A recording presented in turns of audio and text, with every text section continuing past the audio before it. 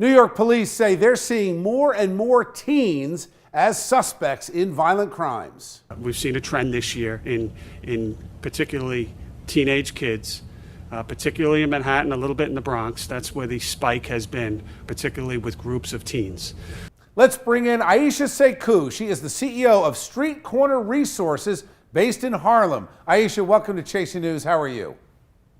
Peace and blessings. I'm great and I'm glad to be here. Thank you. Thank you, and I really do appreciate your time.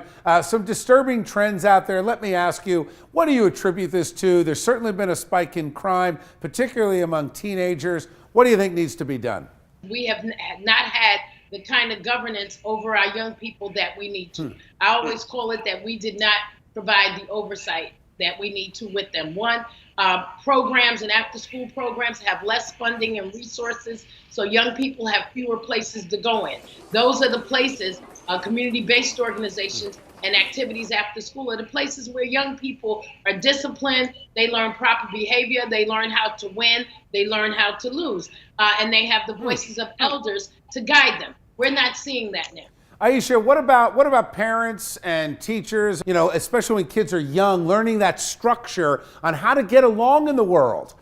It definitely is a part of the conversation. We're seeing parents who have to work 2 jobs, spend less time at home. Yeah. We're not seeing the kind of guidance in the schools that we saw years ago where there was a guidance counselor. Thanks, Aisha. Nice to talk to you. Let's bring in tonight's A+ panel and break this down. We're joined by Lisa Durden, social commentator. Good to see you, Lisa. Of course. How are you? And Bob Bianchi, former prosecutor, now defense attorney. Good to see you, Bob. Bill. Bob, I'm going to start with you on this because I know you've had experience working with law enforcement. Part of me looks at this and says you don't have the enforcement of small crimes, those quality of life crimes any longer in New York City, whether it's smoking pot on the street, urination in public, turnstile jumping. I can't imagine that has not contributed to a spike in crime.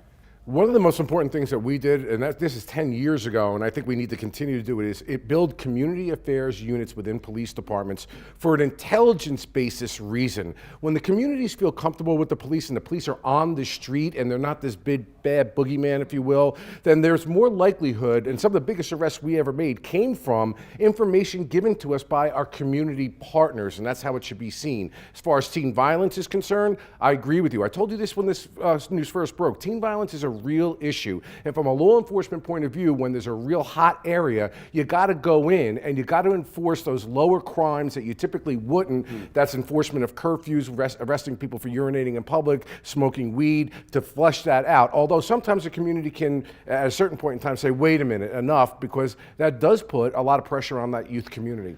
To that point, Lisa, it seems the pendulum has swung in New York and it's getting worse, whereas in Newark, Ross Baraka, Anthony Ambrose, the public safety director, enforcing those quality of life crimes.